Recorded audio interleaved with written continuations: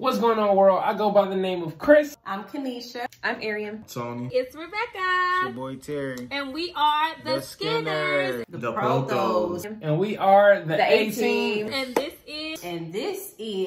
And this is the Marriage Plug. The Marriage Plug. The Marriage Plug. It's a fairy tale, but this ain't a movie. Yeah. The way you make me feel, you do something to me. Yeah. I want my hands locked in yours with everything. Ladies and gentlemen, we are live with another episode of the Marriage Plug. Welcome to TMP. Make some noise, ladies and gentlemen. Go clap. I said go clap. All right, that's what's up. Well, first of all, let me check in with everybody. How y'all doing over in, let's go with, how y'all doing, Super Bowl champions? How y'all doing, Kansas City? The Skinners. Good. We're great. Right on. Leader. And then we got them all the way down in A-Town, Houston, H-Town, one of my favorite places that I'm going to go this year or next year. How y'all doing, Protos? Oh, we good, man. We're real good. We're Actually, real good. Yeah, do this year. Oh, yeah. No, we're going to be there next year for sure, though. Yeah, we got something. Next, but this year for sure. We're not going to talk about it. Anyway, we're fine. Thanks for asking. Whoever asked. Yeah, we're good. Whose team? They team, the A-Team. I tried it. Okay, well, listen. Today we're going to talk about something that is either everything or nothing, but it's very important. We're going to talk about, and we took an unorthodox method, but you know, we're going to talk about something important. You ready to hear what we're talking about? Are y'all ready? Let's go. Yeah. Okay, you guys already know. But anyway, we're going to talk about relationships and politics.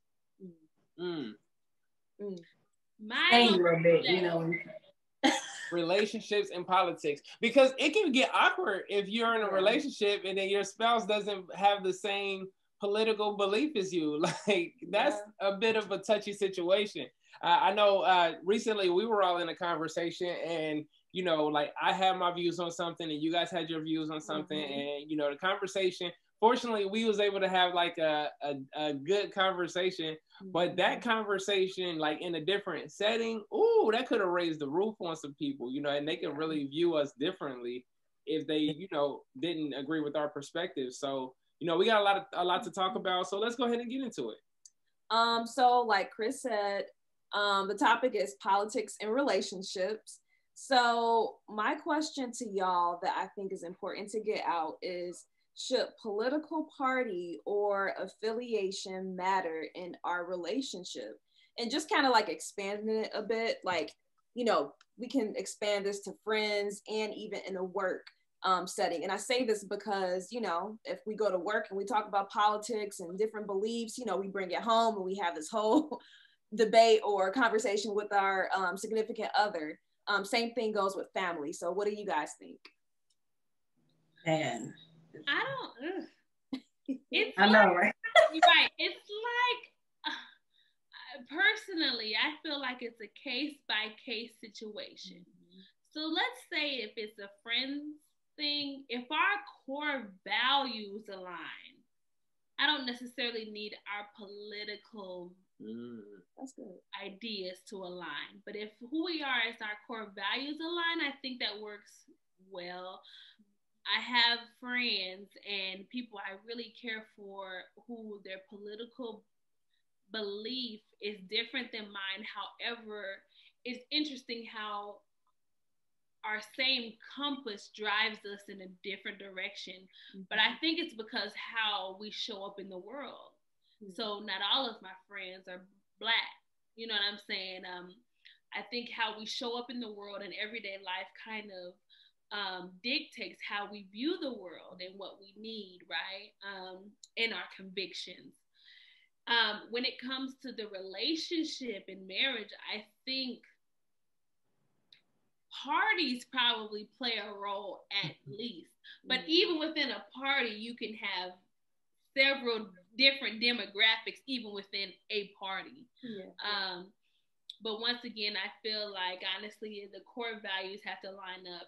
For me personally, I think the political affiliation is important, but it is not my first thing I ask, if that makes sense. That wasn't the first thing I asked, Terrence. Right.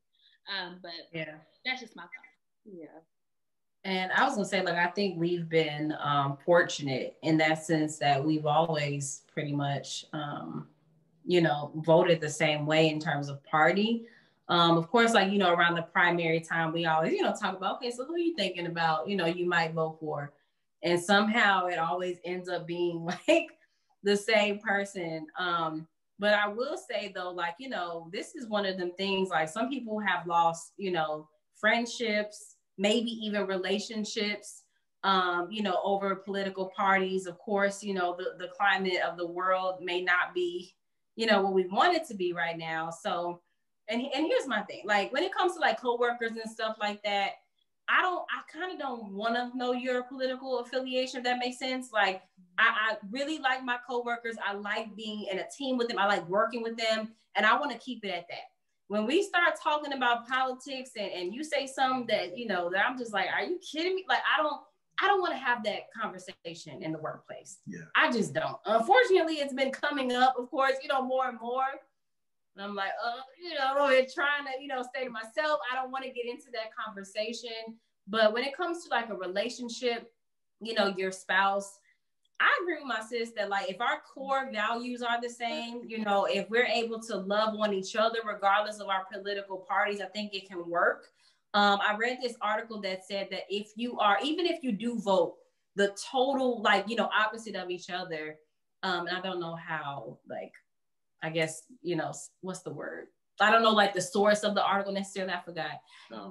Some sources can be a little biased, but the article said that if you're maintaining your relationship, like your date nights and communication and all that, if you're maintaining that core of that relationship, that political party ain't gonna matter. Like that's not gonna be like oh, I can't deal with you no more, because you're keeping up on the maintenance of your relationship. But it really shouldn't.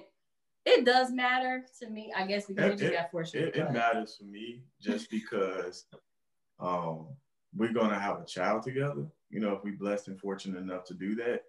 And if our values are not in line, like y'all saying, then we're going to bump heads all the time, because our backgrounds might be different. And now our political backgrounds are going to be different. And then we're raising a child totally different. But we should have one common goal, and that's for our child to be the best individual or individuals that they can possibly be in this society. And whether you're in an interracial relationship, you should look at values of your background or your significant other background, you know what I mean? Culturally, you know what I mean? And now that you have this child, they got to balance out, okay, I'm this race and I'm this race. You get what I'm saying? And even though race is not the full issue of it, but what I'm saying is morally, y'all need to share this common situation or have some type of sit down and talk about it where you can agree to disagree with certain situations and be comfortable with it. Yeah. But you said something that's really interesting to me. And I'm not going to expand upon it too much, but I've noticed within like my multiracial friends, they identify with a specific race more than the other. Mm-hmm. I don't know if you all's experiences are the same way, but I always found that interesting, that biracial or multiracial people or children, they identify with a specific race more than another. And I always wondered, like, if it was because the way in which their upbringing, or is it the way in which that the world perceives them? I always wondered that, but that's another conversation for another time. I'm sorry. Yeah. Go ahead, Aaron. No, I was just gonna say I agree with Tony as far as like, I feel like in a marriage, that political view or whatever should be a conversation that y'all have, but y'all have to have that conversation to see what's the best candidate for the family. So, people usually do their researches on candidates on what is going to affect their jobs, what is going to affect their everyday living, and I feel like y'all should come together and have that conversation to come upon one person that y'all select. I feel like that's hard though, I hear you, but you and I, we vote the same party. However, in a primary, we had different candidates in as far as who we were really for.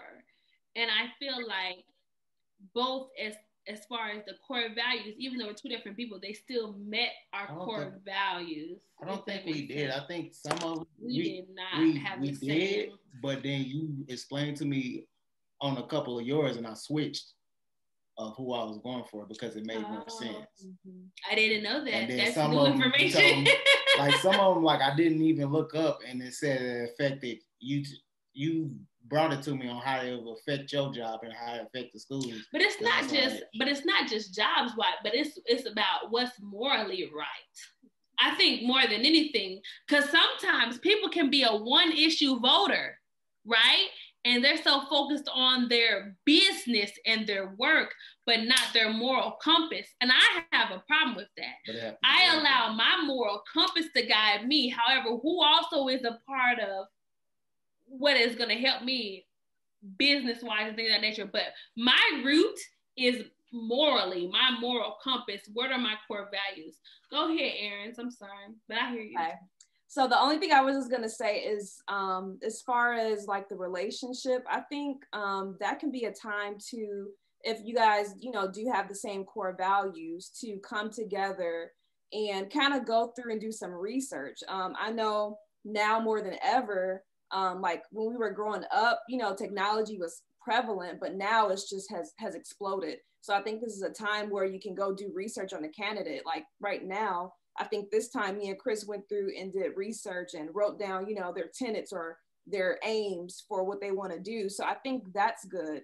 And I think people may use the excuse, well, they're not going to do anything. But I think having an informed vote is better than going in uninformed just because they're just Democrat or Republican or independent, whatever. But go in and have an informed vote. And I honestly think that having an informed vote, it kind of, I guess, check that box of you having your voice heard that much more because you are voting for something that you actually believe in. Chris, you want to say anything? I think y'all said everybody said everything that I agree with. All right. Well, I'm gonna move on to the next question. Is voting for the opposite of your spouse or friend or coworker is a deal breaker? Okay. So here's the thing, and this may be super petty, okay? Now that I look back on it, like it may be a little petty. So I'm not going to say the candidate's name, okay? I'm not going to say who we're talking about. But again, keep in mind, this is the year of 2020, so everybody knows, what's going on in 2020. There's a lot going on, around this, election and the climate of the world. And I have, I follow different people on social media. I have friends of different, cultures, races, and all those different things. And I found it very interesting that in the climate of the world, some of my friends were very silent, or who I thought were my friends, right? Were very, very silent about what was going on, almost as if they were living their lives as if nothing was even going on. We're not friends anymore. And I was, and I'm not gonna say I was clear on that because I was not. But it was just like, I don't need this kind of energy in my life. And really the energy was the lack thereof. That really, really made me upset. So now that I look at it, look back at it, like, okay, maybe that's probably paid. Maybe I should have, had a conversation, but I felt like I didn't have the energy, honestly, to really do that. So was it a deal breaker for me? In 2020, it was. Before this, probably not, but then again, maybe that's just me. I don't know. Being petty, because normally I'm not a petty person. I try to look at things from the other person's point of view, but this was just one of those things that I think it was a deal breaker for me. 2020, man, has brought out a lot of things, in a lot of people. So that was my. Go ahead, Rebecca. No, I'm just gonna say okay. I don't know anybody else's church affiliation. There was a lot going on, at least in the Christian community, about having 2020 vision. at the beginning of the year, like, man, we want 2020 vision. The Lord gonna give us 2020 vision, and you know, all these great things were gonna happen. And it's almost like God was like, oh, y'all want 2020 vision on what's going on? I'll give you 2020 vision. And the Lord like showed us all that we needed to see, right?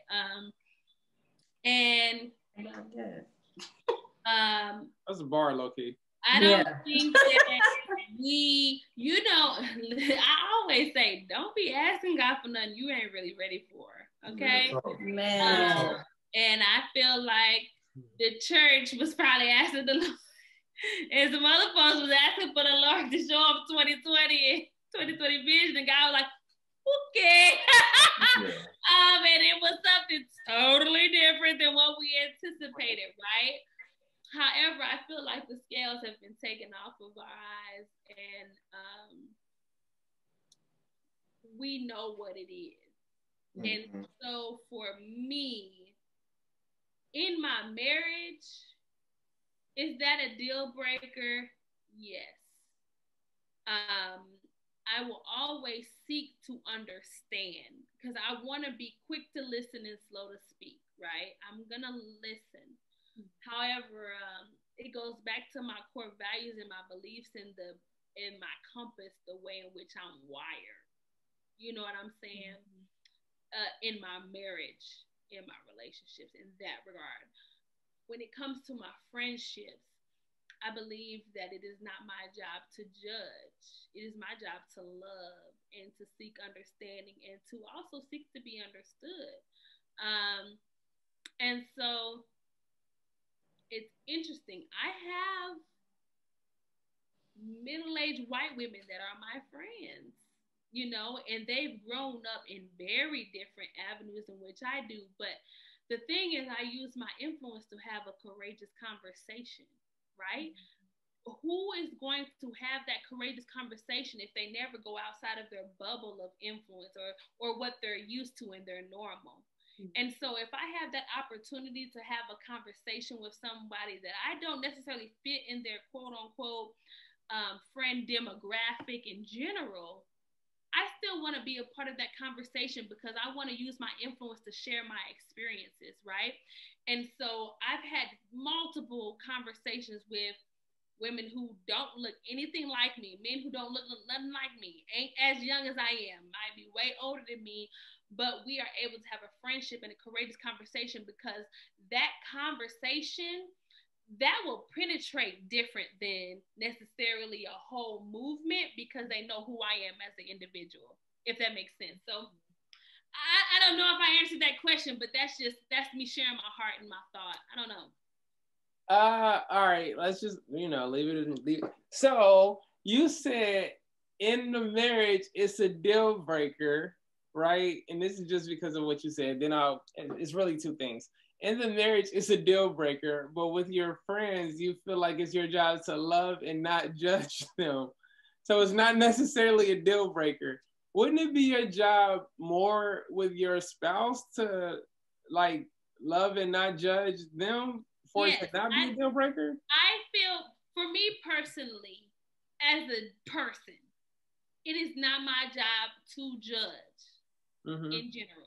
Right. I'm not going to judge Terrence on his beliefs, right?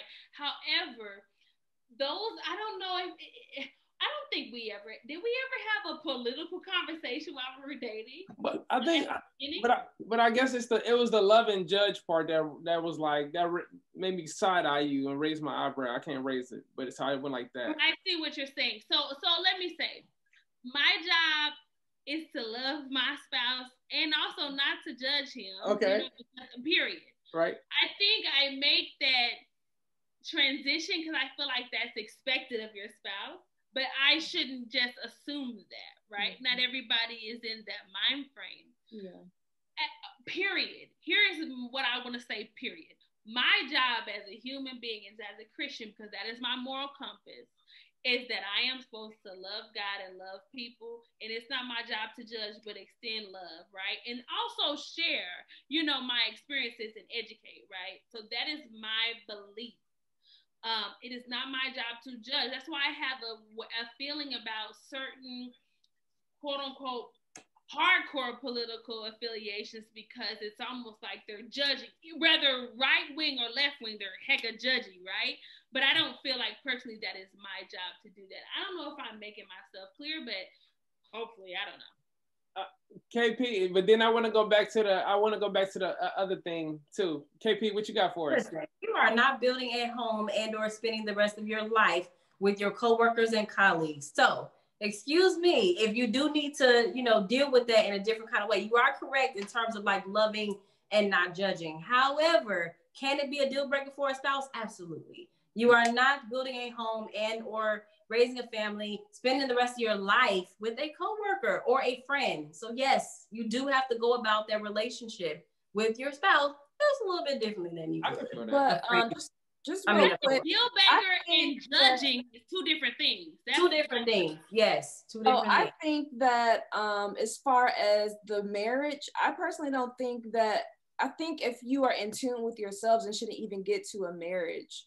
So I don't know if that's what you meant, Rebecca, but I feel like that's more of a deal breaker in a relationship and in a marriage. Because I feel like even if you don't say, oh, I'm independent, I'm Republican, I'm Democratic, whatever, if you don't say that, I think you are able to discern people's, their values and their beliefs and stuff.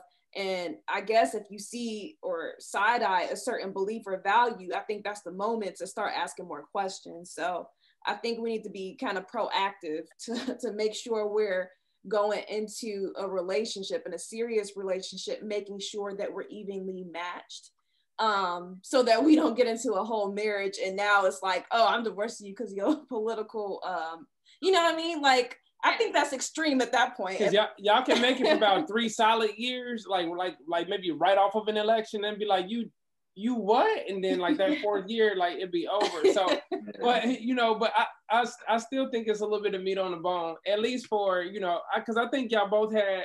Well, KP, I can understand better, and I'm not trying to prolong it or anything, because I definitely want to get to the other part of the topic. KP, I think I got your point. Rebecca, you said something. I don't know if you got to finish what you were saying, but after what KP said, what'd you say? I was saying, when you mentioned like, well, you can't be loving, you said your job is to not love and judge, but shouldn't you be holding your spouse to that kind of standard too, right? And not and loving them and not judging them. So it shouldn't be a deal breaker, which is what I thought you were saying, Chris. It shouldn't be a deal breaker that your spouse is voting a totally different party than you. But I was saying that it can be a deal breaker. If that's how you decide it to be, it can be, because you are not building a home with a friend, for example. Okay, so you do have to go about that differently. And I hear what you're saying. What I'm saying is, I cannot judge you and still choose not to be in a relationship with you. Mm-hmm. So, for an example, I can love someone and not necessarily agree with the way in which they choose to live their life without judging them. That is me personally. That's how I feel. I don't want to judge someone. So how do I say it? I don't feel that it's my job to judge anyone. It is my job to discern a spirit. It is my job to discern what is for me and what's not. And however, I feel like that's, I don't know if you want to call discernment spiritual judgment or not, but but I feel as though, as far as I am concerned, I am not going to say you're a bad person because you have these beliefs. However, I can choose not to be in a relationship with you because of your beliefs. I got you. Exactly. Does that make sense? So that, exactly. For me personally, that is not judgment. That is discernment over my life, right? Mm-hmm. But judgment is me saying, you're a terrible person. I don't want nothing to do with you. Going straight to hell because of what you believe. That's not my job. My job is to, however, discern what is for my life and that we're equally yoked, if that makes sense. Yeah. Okay. I think another thing that we do culturally is I think that we associate one political party with a race, as if like you can be, white in this political party or black in that political party. Yeah. And I think that that's something that we're doing that is in our community drastically affecting what could be best for us. I talk about my time with the political party that I'm involved with, and I feel like I'm kind of over it. You know, it's like this point, you know, I don't even like y'all. I don't like what y'all doing. I don't like how y'all, you know, just kind of like y'all just do stuff, and I'm turned off completely by it. You know what I mean? And I think that, you know, I think it will be wise for us to really evaluate, not, you know, evaluate and look at what we're being served, you know, and when I say served, I really mean we have to digest this stuff that's been forced down our throat. And I think that we should really enlighten ourselves. And I think someone made the statement earlier when they said informed vote. I think that was a powerful statement. You know, we do have to be informed, and not just on the presidential side of it. And I think that's another thing that we're doing. We are so caught up in the presidential election, and I think that's the thing that's more frustrating to me. We're frustrated at the wrong 2 or 4 or 6 candidates. We should really be ticked off at, you know, the local election, and things that, you know, because even in 2016, we look at who won the popular vote and who won the electoral vote, and what responsibility do we hold for the people who give the electoral votes? You see what I'm saying? So I mean, regardless of what party you're with, you still have a more you still have a bigger responsibility for your local elections. So where we kind of like went back and forth about things, it wasn't even on the presidential side. We were like, what judges are we appointing? Like, we need to figure this out. You know what I'm saying? Like, what did this person do? What did that person do? And fortunately, you know, Arian more than me was like, okay, for what we say we believe, this person is the one who's competed most for our vote. But I can't see us going this route in a couple years. I can't see us, you know, following the same pattern that we did. And I just think that that was something to point out. I do want to say something. It's crazy because like our status starts to change, right, as we get older and continue to elevate within our careers and entrepreneurship and things of that nature. But also, if that other party wants my vote, I need to see them in the communities. You know what I mean? If you're not in the communities and it sound good, it's like, well, you could have been doing this too a long time ago. You get what I'm saying? So I can't just sell and be like, all right, well, I'm sold on it. And it's like, I've never seen you in Gary, Indiana, or in Cleveland, Ohio. You know what I'm saying? In certain areas. I'll put it like that. Now, granted, we know in certain areas of the city, who is it being ran by and how is it being pretty much ran in a way, like, or overlooked. But then we don't know on the political side how the money is being moved around too, based off governors in situations like that. Yeah, that's real. I feel like it's really important, and you have to be focused on what has a direct impact on your daily life. You've got to be educated in that regard. I think we, as Black folks in 2020, we are doing a lot of unlearning and relearning about who we are as people, our beliefs politically, and things of that nature. And so I think that's just important. I just thought about that in my head, but I don't really have nothing to say. You want to say something?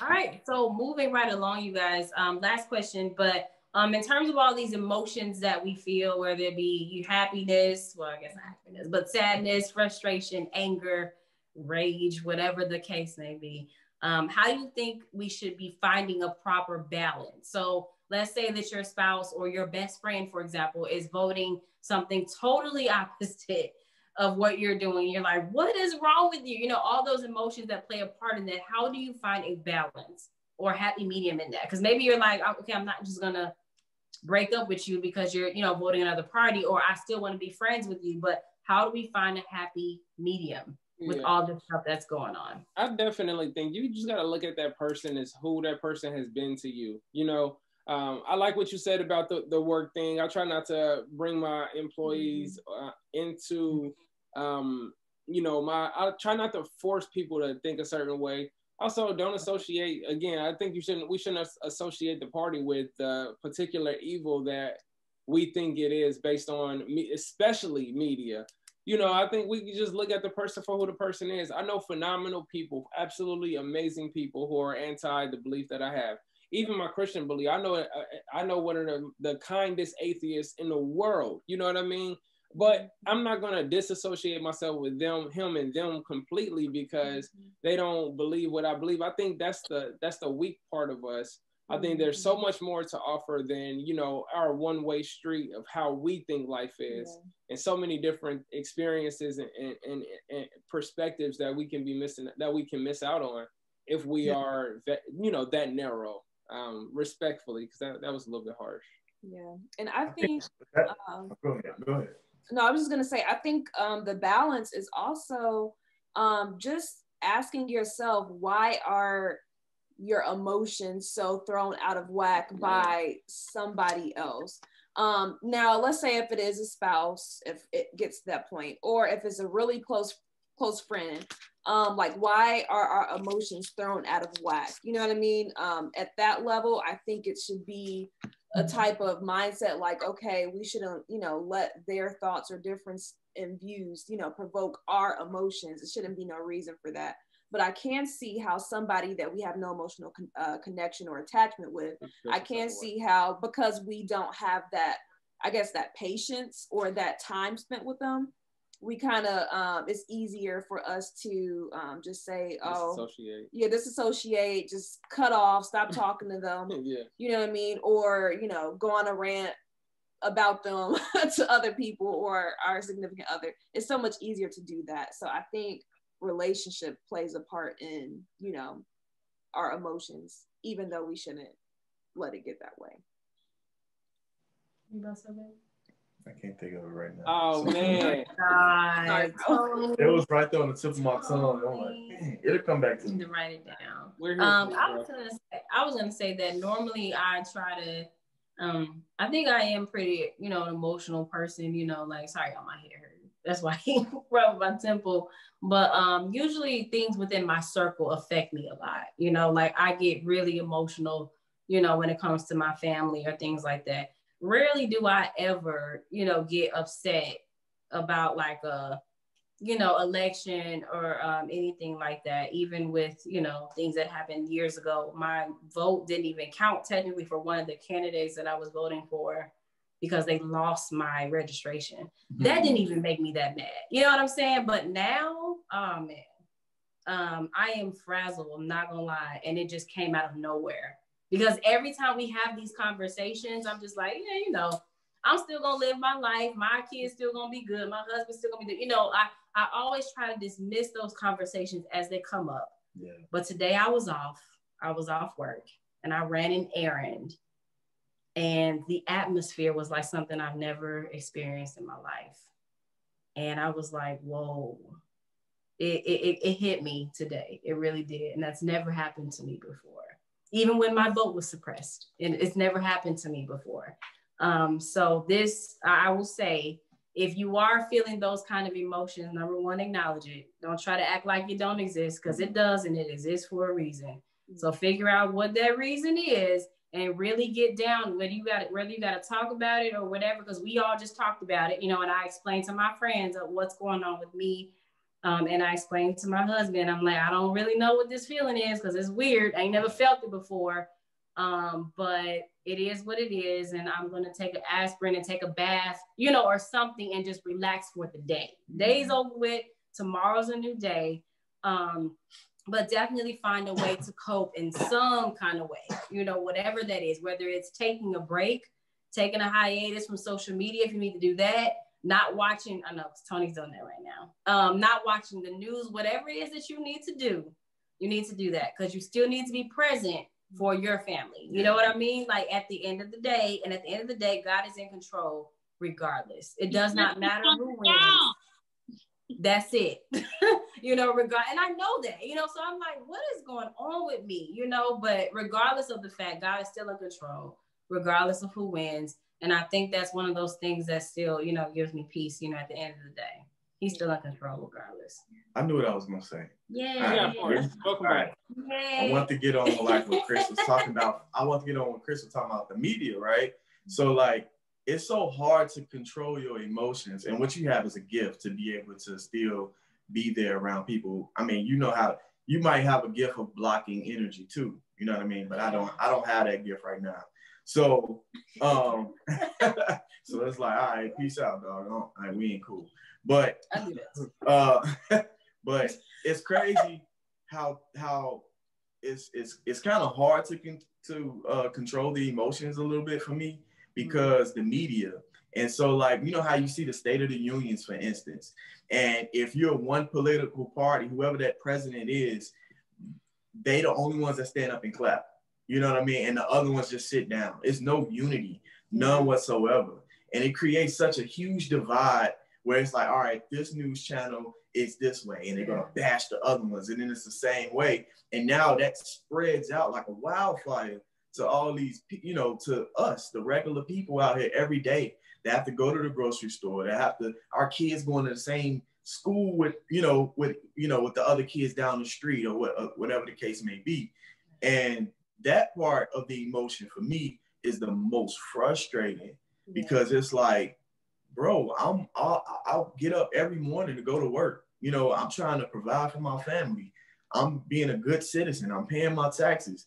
Even though we might not agree with everything, but I can mutually understand that we have a common goal, and that's to take care of our families, keep them safe, all of those things, being mature about the situation. But lately, this year, is not so much maturity about it. And that's the most frustrating part about it for me, to be honest with you. Yeah. So how do you find a balance? Well, lately it's been working out, staying away from social media. I feel like it's been lately working out for a long time, Tony. Yeah, true. Like he's been lately. Like, when do you not work out? But I had stopped for a little while. Like 2 weeks. Like a couple months. I had stopped for like a couple months. And then, you know, the pandemic, like I said, it's just so much. But this year, where it was starting to, you know, weigh on me a little bit. And you know, I appreciate you talking about not being on social media. I would encourage us, beloved, you got 1,000 or 1,500 or 2,000 friends on social media that you legit don't know. Yeah. I think it is really important for you to guard your mental.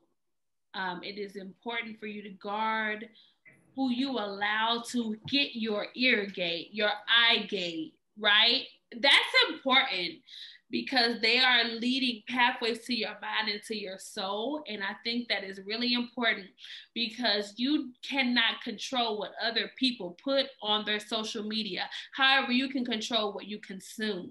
Mm-hmm. And so if you're just friends with any and everybody, they can put things into your spirit that aren't supposed to be there. And I just want to encourage you all. I know that people are excited. They just follow people because, oh, I'm going to follow back and all of this.